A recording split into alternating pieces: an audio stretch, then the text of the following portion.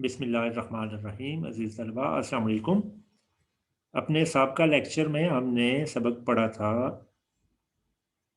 Drama तालीम बालगा। उसके मशक़ी सवालात रहते थे। आइए आज मशक़ी सवालात से इब्तिदा करते हैं। सबसे पहले ये मशक़ी सवालात देखिए। ये जो मशक़ी सवालात हैं ये अभी मैं स्लाइड्स आपसे शेयर करूँगा, उसमें इनके जवाबात मौजूद होंगे। इसके बाद ये अल्फ़ाज़ जुमले हैं, जुमले बनाइए, ये भी स्लाइड में मौजूद होंगे। इसके बाद अगले सफ़े पर जो सवाल है, मुकालमा नगारी की तारीफ़ करें नीज़ उस्ताद और शागिर्द के दरमियान बेहंगम ट्रैफ़िक से पैदा होने वाले मसाइल पर मुकालमा तहरीर करें, ये भी स्लाइड में मौजूद है। फिर है मुहावरे की तारीफ़ करें और कोई से 5 मुहावरे लिखें, ये भी स्लाइड में मौजूद है।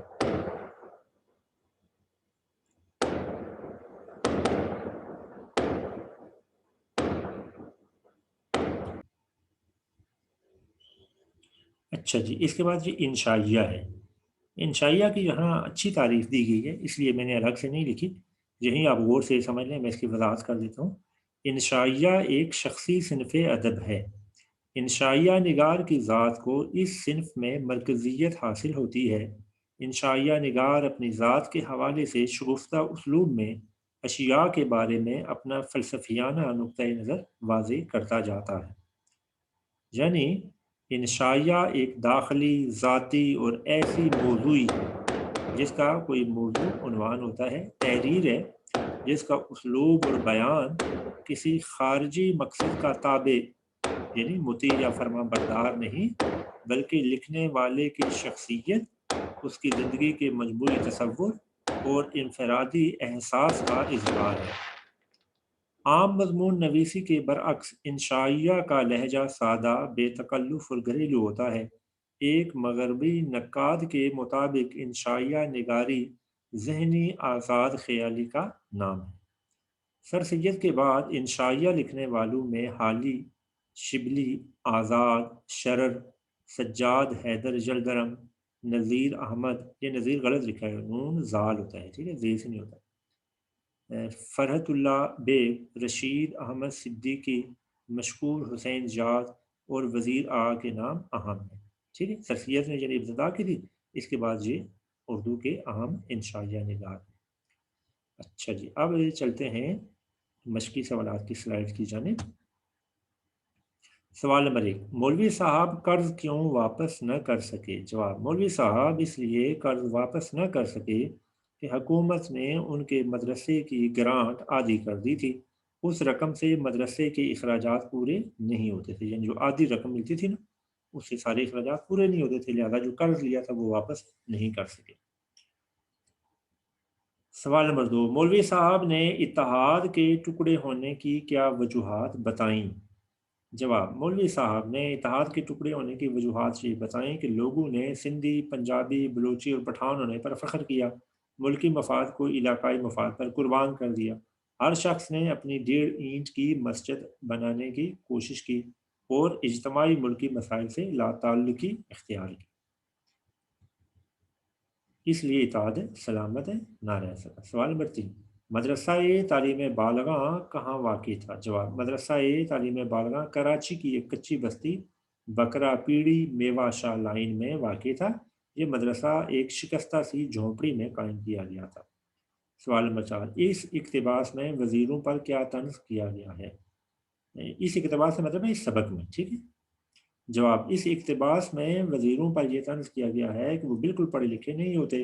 वोट का वाव साथ लगाकर ज़ेर तालीम को वज़ीर तालीम बना दिया जाता है। सवाल नंबर 5, मौलवी साहब किस महकमे के नाम दरख्वास्त लिखवा रहे थे? जवाब, मौलवी साहब महकमे तालीम के वज़ीर के नाम दरख्वास्त लिखवा रहे थे। इस दरख्वास्त में वो मदरसा तालीम बालगा की कैफियत और मसाइल का ज़िक्र कर रहे हैं। इसके बाद अल्फाज जुमले वाला सवाल था, देखिए। सर पर चढ़ना, रफ्ता रफ्ता बहुत सा कर्ज उसके सर चढ़ गया। रहमो करम पर होना, कमज़ोर तो ताकतवर के रहमो करम पर ही होता है। सत्यानाश करना, जानवरों ने खड़ी फसल का सत्यानाश कर दिया। अजराह मरहमत, आप आते हुए अजराह मरहमत मेरा सामान लेते आए। आसमान सर पर उठाना, परिंदों ने चीखते चिल्लाते आसमान सर पर उठा लिया। इसके बाद मुकालमा की तारीफ है, डेफिनेशन। मुकालमा, दो अफराद के दरमियान बातचीत को मुकालमा कहते हैं, ये इसकी डेफिनेशन है। मुकालमा इंसानी समाज का लाजमी हिस्सा है, यानी इंसानी माशरे का। अदब में ड्रामा मुकालमे के बगैर नहीं लिखा जा सकता, ठीक है। ड्रामे में कैरेक्टर होते हैं ना, उसमें किरदार आपस में बातचीत करते हैं, लिहाजा उसमें मुकालमा लाजमी इस्तेमाल होता है। नावल और अफसाने में भी मुकालमा बरता जाता है। मुकालमाती नज़में भी होती है, मसलन अल्लामा इकबाल की नज़में चूंटी और रुकाब या पीरो मुर्शद वगैरह, पीरो मुरीद वगैरह, ठीक है। ये इसमें बाकायदा दो किरदारों के दरमियान मुकालमा शायर ने नज़्म में बयान किया। जिस माशरे में मुकालमे की रवायत कमज़ोर हो जाए वहाँ अदम बर्दाश्त और तशद्दुद को रवाज मिलता है। अच्छा जी, हाँ, आपकी दिलचस्पी के लिए मैंने एक चीज़ लिखी है, ये आप याद ना करें वैसे, मतलब आपको आपकी अंडरस्टैंडिंग के लिए, ताकि आप ना ज़रा समझ सकें कि ये मुकालमा है होता क्या। ज़मीर जाफ़री, सैयद ज़मीर जाफ़री फोत हो गए, बड़े अच्छे मदाहिया शायर थे। ने दो बहरे के नाम से एक मुकालमाती नज़म लिखी थी, उसके 3 शेर देखिए। दो बहरे यानी दो ऐसे आदमी कि जिनकी कुव्वते समात ठीक नहीं है, तो अब वो गुफ्तगू कर रहे हैं, तो कैसे उनका मुकालमा कैसे चलता है। उसने कहा, सलाम कहता हूँ, कहो क्या हाल है। इसने कहा, थैले में 2 रुमाल हैं, एक थाल है। उसने कहा, इंसान में कुछ ज़ोक़े हमदर्दी भी है। इसने कहा, हम क्या करें, खांसी भी है, सर्दी भी है। उसने कहा, बीमार हैं बेगम गुज़श्ता रात से।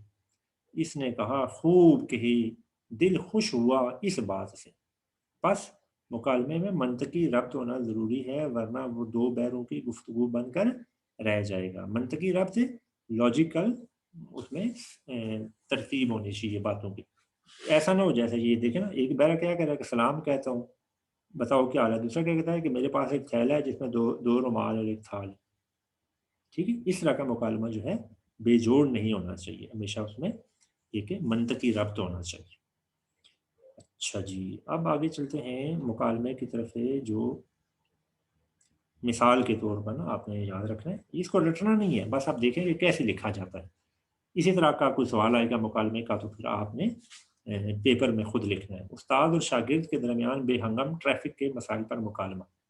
सबसे पहले इस तरह लिखते हैं, किरदार, फिर आगे ब्रैकेट दे के लिखते हैं एक शागिर्द और एक उस्ताद और शागिर्द, ठीक है। यानी किसके दरमियान मुकालमा हो रहा है, इन दो के दरमियान। इनको ब्रैकेट में लिखना है, ठीक है। फिर मंजर, ये भी ब्रैकेट में लिखना है। उस्ताद साहब अपने मोटरसाइकिल पर जा रहे थे कि उनकी नज़र चौक में खड़े अपने एक शागिर्द पर पड़ी, जो ट्रैफिक को रवां दवां करने की कोशिश कर रहा था, ठीक है। इसको ब्रैकेट को बंद भी करना है। उस्ताद बुलंद आवाज से पुकारते हुए, करीम मियाँ, अरे तुम यहाँ क्यों खड़े हो। शागिर्द अपने उस्ताद साहब की तरफ देखकर मुअद्दब अंदाज में, सर बिजली ना होने की वजह से ये सिग्नल काम नहीं कर रहा, और ना ही यहाँ कोई ट्रैफिक सार्जेंट है, इसलिए जुमला अधूरा छोड़ता है, यानी इसलिए मैं यहाँ खड़ा हूँ कि ट्रैफिक को ज़रा मैं रवान दवान रखने पर किरदार अदा करूँ। उस्ताद तकरीबन पुकारते हुए, शाबाश। चौक पार करके एक तरफ रुक जाते हैं, यानी उस्ताद साहब चौक क्रॉस करते हैं, रुक जाते हैं, इंतज़ार करते हैं कि शागिर्द मेरे पास है, फिर हम ज़रा गपशप लगाएं। शागिर्द मुस्कुरा कर हाथ हिलाता है, अरे भाई थोड़ा सब्र कर लो, वो गाड़ी निकल जाए तो फिर आप भी मोटरसाइकिल आगे बढ़ाना। वो एक मोटरसाइकिल सवार को इशारा करके कहता है, यानी शागिर्द एक मोटरसाइकिल सवार को ये कह रहा है। अपने उस्ताद को उसने सिर्फ हाथ हिला के जवाब दिया है, ये बात अपने उस्ताद से नहीं कर रहा। इसी दौरान बिजली आ गई और इशारे चलना शुरू हो गए, वो अपने उस्ताद साहब की तरफ से चल पड़ा।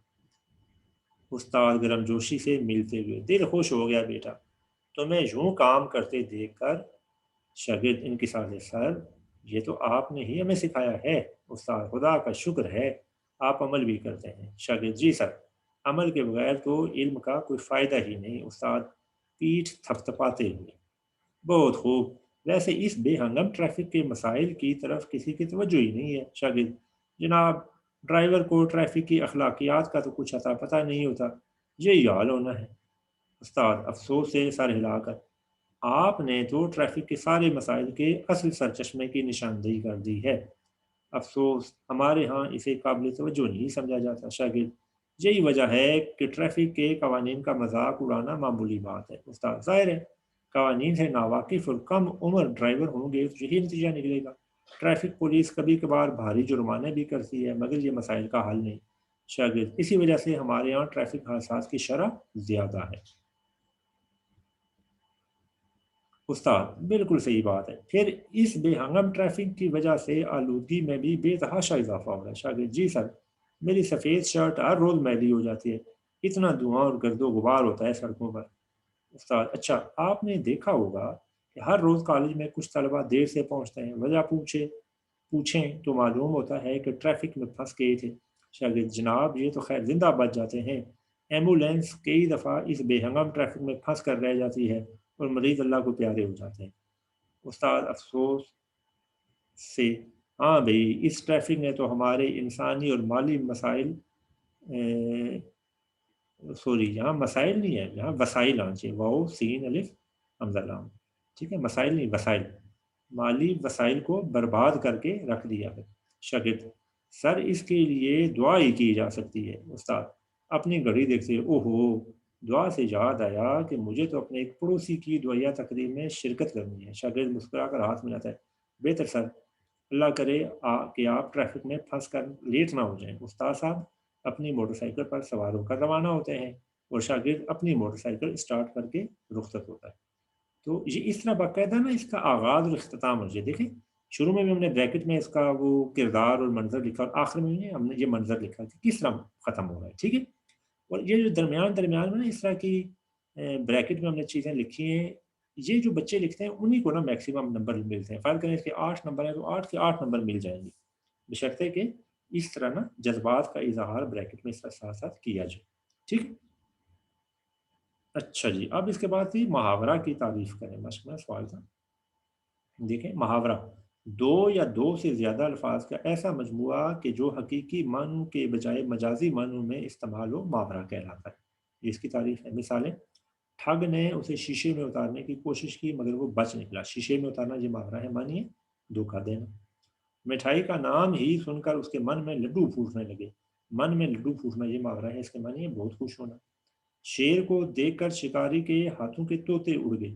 ہاتھوں کے طوطے اڑنا یہ محاورہ ہے، اس کے معنی ہے بہت پریشان ہونا۔ پولیس کو دیکھتے ہی چور 9 2 11 ہو گئے۔ 9 2 11 جو ہے یہ ہونا یہ محاورہ ہے، اس کے معنی ہے فرار ہونا یا بھاگ جانا۔ وہ منہ میں سونے کی چمچ لے کر پیدا ہوا۔ منہ میں سونے کی چمچ لے کر پیدا ہونا یہ محاورہ ہے، مطلب ہے امیر گھرانے میں پیدا ہونا۔ تو یہ اس کے مشقی سوالات تھے۔ اس کے بعد اگلا جو سبق ہے وہ ہے شیراز اور کنارے آب رکن آباد والا۔ اس کے مشقی سوالات ہم بعد میں کریں گے، آئیے ہم پہلے اصل سبق کو دیکھ لیتے ہیں۔ اچھا جی، یہ سبق ہے جیسا کہ ابھی آپ نے دیکھا کہ ابن انشا نے لکھا ہے، ٹھیک ہے۔ ابن انشا اردو کے بہت شاندار مزاح نگار ہے، بہت شاندار، آپ ان کی کتابیں ضرور پڑھیں۔ باقی نہیں پڑھ سکتے تو کم سے کم 2 کتابیں ان کی ضرور پڑھیں۔ ایک کا نام ہے اردو کی آخری کتاب، دوسری کا نام ہے خمار گندم۔ اردو کی آخری کتاب، یہ کتاب کا نام ہے، ٹھیک ہے، پورا نام، اور دوسری کا نام ہے خمار گندم۔ باقی ان کے سفر نامے ہیں، جیسے کہ یہ سفر نامہ ہے ابن بطوطہ کے تعاقب میں، اس میں سے یہ سبق لیا گیا ہے۔ سفر نامہ ہی بہت اچھے ہیں، بہت عمدہ لکھتے ہیں۔ اچھا جی، ابن انشا پیدائش 1927 میں ہوئی، وفات 1978 میں ہوئی۔ ابن انشا کا اصل نام شیر محمد کیسر تھا، ٹھیک ہے، یہ اصل نام ہے، اور ابن انشا نے خود اپنا نام ادبی نام، اس کو پین نیم کہتے ہیں انگلش میں، یہ رکھا تھا۔ وہ جالندھر میں پیدا ہوئے، قیام پاکستان کے بعد لاہور چلے آئے، ادبی زندگی کا آغاز بحیثیت شاعر کیا۔ شاعر بہت اچھے ہیں ابن انشا، ٹھیک۔ وہ جو مشہور غزل ہے، کل چودھویں کی رات تھی شبر رہا چرچا تیرا، کچھ نے کہا یہ چاند ہے، کچھ نے کہا چہرہ تیرا، یہ ابن انشا کی غزل ہے، ٹھیک ہے۔ اور بھی ان کی بہت سی نظمیں اور بہت سی غزلیں بہت ہی شاندار ہیں، شاعری بھی بہت اچھی ہے انشا کی۔ بعد میں بطور مزاح نگار، افسانہ نویس، صحافی اور سفر نامہ نویس شہرت حاصل کی۔ مزاح کے میدان میں انہوں نے اپنی خداداد صلاحیتوں کا لوہا منوایا اور ہر طرح کے قاری سے داد وصول کی۔ ان کا اسلوب تحریر سادہ، رواں، دلکش اور شگفتہ ہے۔ چھوٹے چھوٹے جملوں میں مزاح پیدا کرنا ان کا خاصہ ہے، خاصہ یعنی نمایاں خوبی۔ ہر موقع پر ہنسنے ہنسانے کی گنجائش پیدا کر لیتے ہیں۔ الفاظ کے صحیح انتخاب اور ان کے درست استعمال پر انہیں قدرت حاصل ہے۔ چلتے ہو تو چین کو چلیے، دنیا گول ہے ابن بطوطہ کے تعاقب میں، اور آوارہ گرد کی ڈائری میں ابن انشا ایک ایسے بنجارے کے روپ میں نظر آتے ہیں جو گرد و پیش پر بیگانہ روی سے نظر ڈالتے ہیں۔ بنجارہ جو گلیوں گلیوں میں نہیں اپنا سودا بیچ رہے ہوتے، سامان بیچ رہے ہوتے، ان کو بنجارہ کہتے ہیں۔ یہ ابن انشا کے نا سفر نامہ ہے، یہ بھی ہے سفر نامہ، یہ بھی سفر نامہ ہے، یہ بھی سفر نامہ ہے، اور یہ بھی سفر نامہ ہے۔ لیکن حقیقت میں ان کی آنکھ اشیاء کے باطن کو دیکھتی ہے اور قاری کو ماضی اور حال سے آشنا کرتی جاتی ہے۔ وہ اپنے قاری کی دلچسپی کے لیے معلوماتی مواد اور تاریخی واقعات کو مؤثر انداز میں پیش کرتے ہیں۔ ان کی تحریروں میں طنز لطیف پایا جاتا ہے، جس سے بعض میں عمق اور اثر آفرینی پیدا ہوتی ہے۔ عمق کا مطلب ہے گہرائی، اثر آفرینی یعنی اثر کرنا، اثر پیدا کرنا۔ انہوں نے اپنی تحریروں میں بھولے بسرے اور متروک الفاظ کے استعمال سے منفرد دلکشی پیدا کی۔ متروک جن کو ترک کر دیا، چھوڑ دیا، بھولے بسرے جن کو لوگ بھول چکے ہیں۔ تصانیف خمار گندم، جو میں بھی کہہ رہا ہوں، مذاق کی کتاب خمار گندم، اردو کی آخری کتاب، یہ ان کی بہت شاندار وہ کتابیں، ضرور پڑھیں، ٹھیک ہے، اور آرام سے مل جاتی ہے، کسی بھی اچھے بک اسٹال پر جائیں تو آپ کہیں کہ ابن انشا کی یہ کتاب چاہیے، وہ آپ کو دے دیں گے، مہنگی بھی نہیں ہے، زیادہ سے زیادہ 100 150 کی ہوگی یا 200 کی ہوگی ایک کتاب۔ آوارہ گرد کی ڈائری، دنیا گول ہے ابن بطوطہ کے تعاقب میں، نگری نگری پھرا مسافر، چاند نگر دلے وحشی اس بستی کے ایک کوچے میں۔ یہ آخری جو کتاب ہے، چاند نگر دلے وحشی اس بستی کے کوچے میں، یہ جو ہیں یہ ان کی شاعری کے مجموعے ہیں، ٹھیک ہے۔ اچھا جی، اب ہم سبق کی طرف چلتے ہیں۔ یہ ایک سفر نامہ ہے۔ سفر نامہ ایسی تحریر ہوتا ہے جس میں کسی سفر کا حال بیان کیا جائے۔ شیراز اور کنارے آب رکن آباد وغیرہ، شیراز اور کنارے آب رکن آباد، یہ ایران کے دو، شیراز تو خیر شہر ہے، آب رکن آباد، آب نہیں، آپ کا مطلب تو پانی ہو گیا، کنار کا مطلب کنارے، رکن آباد جو ہے یہ ایک چھوٹا سا قصبہ ہے، ٹھیک ہے، شیراز بڑا شہر ایران میں ہے دونوں۔ ان لوگوں پر ہمیں رشک تو خیر کبھی نہیں آیا، تعجب ہمیشہ ہوا ہے جو صبح اٹھ بیٹھتے ہیں۔ چرند پرند کی اور بات ہے، انسانوں کا اتنے سویرے اٹھنا کبھی ہماری سمجھ میں نہیں آیا۔ صبح کی ٹھنڈی ٹھنڈی ہوا میں لحاف کے اندر جو مزے کی غنودگی ہوتی ہے، اس کا لطف صبح اٹھنے والے بے نصیب کیا جانے۔ وہ تو اس وقت جنگل میں دانتے کاٹ رہے ہوتے ہیں، دانتے یعنی مسواک، یا ٹھر ٹھر کرتے لارس باغ کے چکر، ٹھر ٹھر کرتے کامتے ہوئے۔ لارس باغ کہاں ہے؟ لاہور میں۔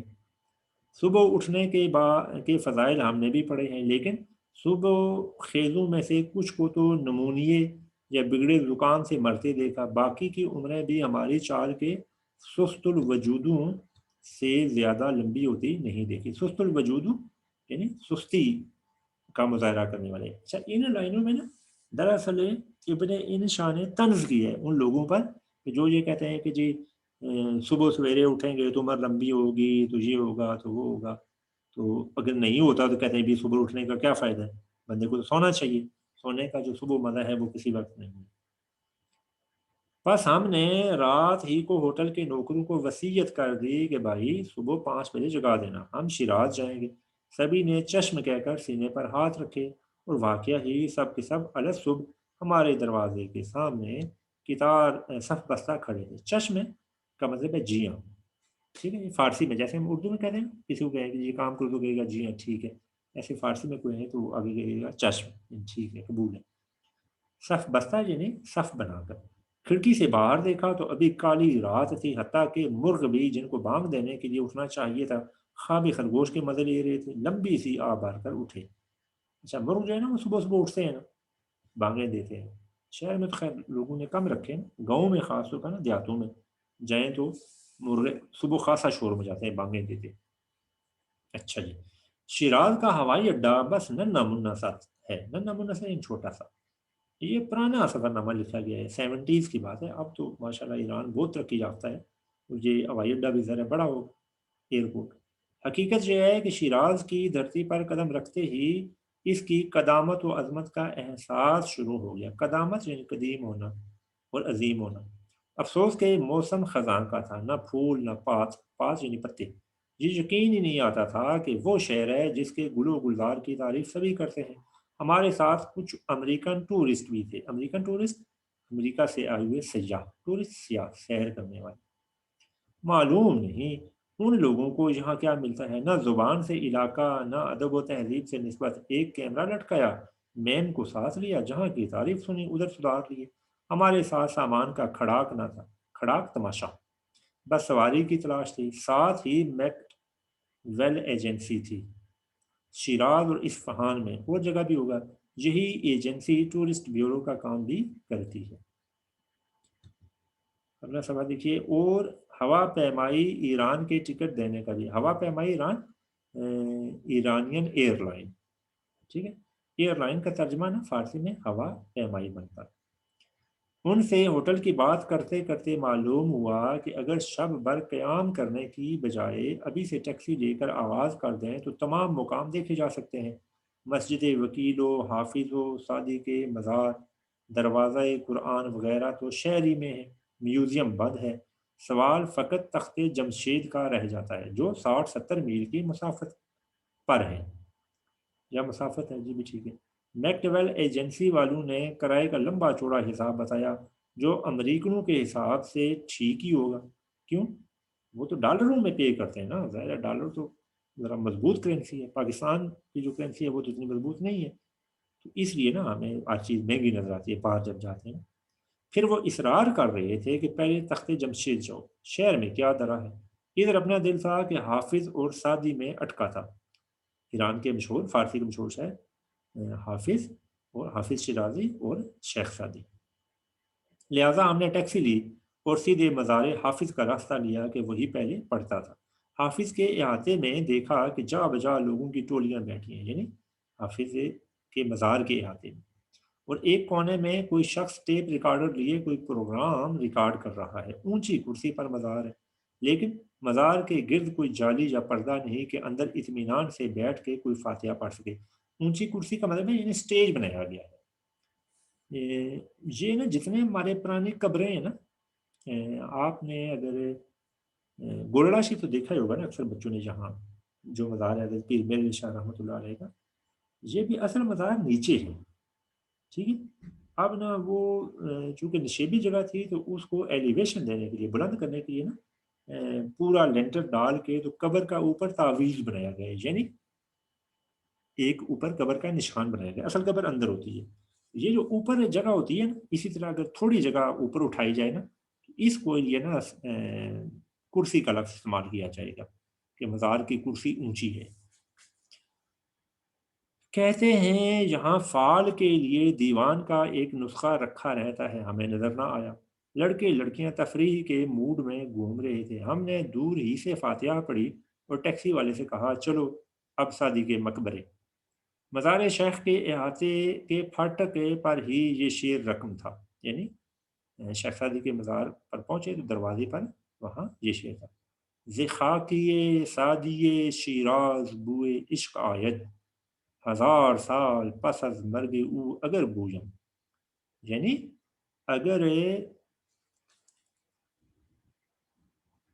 سعدی جو کہ شیراز میں پیدا ہوئے، ان کے قبر کی مٹی سے جو ہے وہ محبت یا عشق جو ہے نا وہ برآمد ہوتا ہے، اگر اس کو 1000 سال بعد بھی اگر کوئی سونگے تو اس کو نا یہ خوشبو آئے گی، ٹھیک ہے، یہ ان کا اپنا شعر ہے۔ احاطے کے اندر داخل ہوتے ہی طبیعت ایک عجیب سرور سے آشنا ہوئی، یوں لگتا تھا کہ ذرہ ذرہ دامن کشاں ہے، دامن کشاں ہے دامن کھینچتا ہے۔ مقبرہ نہایت سادہ ہے اور ایک کاریڈور کے سرے پر بہت مختصر سا گنبد ہے جس کے 4 طرف جالیاں، اندر مزار ہے۔ بہت سی عورتیں مزار کو بوسہ دے رہی تھی، معلوم ہوا منتیں بھی مانی جاتی ہیں۔ ایک طرف خدمت گار کھڑا تھا اور کسی عقیدت مند خوش نویس کی لکھی ہوئی گلستان کی ایک حکایت اور بوستان کی ایک نظم دیوار پر آویزاں تھی۔ گلستان اور بوستان یہ شیخ سعدی کی 2 مشہور کتابیں ہیں۔ گلستان میں نثر ہے، حکایات ہیں، اور بوستان میں ان کی شاعری۔ جب مزار سے عورتیں رخصت ہو گئیں ہم فاتحہ کے لیے بڑھے، لیکن جانے کیا ہوا، مان جی بار آیا، مان اچانک، جی بار آیا، رونا آ گیا۔ اور ہم نے فاتحہ کے لیے ہاتھ اٹھائے تو آنکھوں سے اشکوں کا سیلاب رواں تھا. اشک آنسو، سیلاب رواں تھا یعنی بہت زیادہ آنسو آنا شروع ہو گئے، یعنی رونا شروع ہو گئے. جتنا ضبط کرنے کی کوشش کرتے تھے سیلاب اور امڑتا تھا. فاتحہ بہت طویل ہوگی. ہم نہیں چاہتے تھے کہ محافظ ہماری یہ کیفیت دیکھے. جانے کتنے عالم آنکھوں کے آگے آئے. وہ دن جب ہم نے اپنے گاؤں میں گلستان کے درس کا آغاز کیا تھا. ہمیں یاد ہے کہ در باب شاہاں سے ہمارا درس شروع ہوا، یعنی یہ چیپٹر ہے در باب شاہاں یعنی بادشاہوں کے بارے میں. اور زندیست نام فرخ نوشیروان یعنی فرخ نوشیروان کا نام زندہ ہے. والی حقائق پہلی تھی، یعنی یہ گلستان کی پہلا باب جو ہے جس کے لیے ذکر کر رہے ہیں. پھر قافلہ دزدان بر سرے کوہ نشست بودند جاد. اس کا مطلب ہے پہاڑ کی چوٹی پر چوروں کا ایک قافلہ بیٹھا ہوا تھا. ہم نے سعدی کو ہمیشہ اپنا رفیق اور دوست سمجھا، اور شاید یہ داخلی رفاقت اور دوستی تھی جس سے یہ حال ہوا. بار بار خیال آتا تھا یہی نواں ہوں گے جن میں ہمارا شیخ سیر کرتا تھا، گھومتا پھرتا تھا، اور پھر لوگ جہاں اس کا جنازہ لائے ہوں گے. نواں علاقہ، یہی وہ سعدی ہے، یہ وہ شیراز ہے، یعنی وہی پہنائی ہے جس سے بچپن سے غائبانہ آشنائی ہے. پہنائی ہے گہرائی. پہنائی کا ویسے مطلب گہرائی ہوتا ہے. یہاں مطلب ہے علاقہ، یہ اس معنی میں حال. یہ وہ گہرا علاقہ ہے کہ جس سے ہم اپنے بچپن میں آشنا ہوئے تھے. یقین نہ آتا تھا. شیخ کے مزار سے رخصت ہونے کو جینا چاہتا تھا. اٹھتے تھے اور بیٹھ جاتے تھے. حافظ کے مزار پر قطعاً یہ کیفیت نہ تھی. وہاں ہم خالی گئے، خالی ہے. یادگار کے لیے ہم نے کیاریوں پر نظر ڈالی. صاحب گلستان کے چمن میں گلاب کا کوئی پھول اس وقت نظر نہ آیا. ناچار گلے صدبرگ کا ایک اونچائی نوش گفتہ لیا. صدبرگ پھول جو ہوتے ہیں اس کی ایک کلی نے توڑ لی. کس لیے؟ یادگار کے طور پر کہ یہ ہم نے شیخ سعدی کے مزار سے یہ چیز لی ہے. وہ جیب میں رکھ لیا. شیخ کی یہ یادگار ایک متاع عزیز کی طرح ہمیشہ ہمارے ساتھ رہتی ہے. اگلی منزل تھی مسجد وکیع. نادر شاہ کے قتل کے بعد شیراز میں کریم خان حکومت کریم خان زند کی حکومت رہی، جو اپنی نیک نفسی اور رعایا دوستی کے لیے مشہور تھا. اس نے بادشاہ کا لقب اختیار کرنے سے انکار کیا تھا اور خود کو وکیل الرعایا ہی کہا. اس کے عہد میں شیراز کے باغ کھلے جن قسمت جاگے. اور یہ مسجد بھی اس کی یادگار ہے جس کی ٹائلیں بہت خوبصورت ہیں. ساتھ ہی مشہور بازار وکیل ہے، یعنی یہ وہ کوئی وکیل نہیں ہے بلکہ یہ بادشاہ تھا جس نے اپنے لیے یہ لفظ استعمال کیا کہ میں رعایا کا نوکر ہوں، وکیل. وہاں سے ٹیکسی لی اور دروازہ قرآن دیکھا. ایک زمانے میں شیراز کے گرد فصیل اور دروازے تھے جن میں فقط یہی باقی ہے. اس کا نام قرآن دروازہ اس لیے ہے کہ اس کے اوپر برکت کے لیے قرآن مجید کا ایک نسخہ رکھا رہتا تھا جو اب تہران کے عجائب گھر میں ہے. اصفہان اور تخت جمشید سے آنے والی شاہراہ اسی دروازے کے نیچے سے گزرتی ہے. اچھا جی، آج کا لیکچر بھائی ادھر ہی ختم کرتے ہیں چونکہ یہ لیکچر لمبا ہو جائے گا. انشاءاللہ اگلے لیکچر میں ہم یہیں سے جہاں یہ سبق چھوڑا ہے، یہ 87 تک مکمل ہو گیا، پیج 88 سے نا ہم انشاءاللہ جہاں سے سبق شروع کریں گے. اگلے لیکچر میں ملاقات ہوتی ہے، تب تک کے لیے خدا حافظ.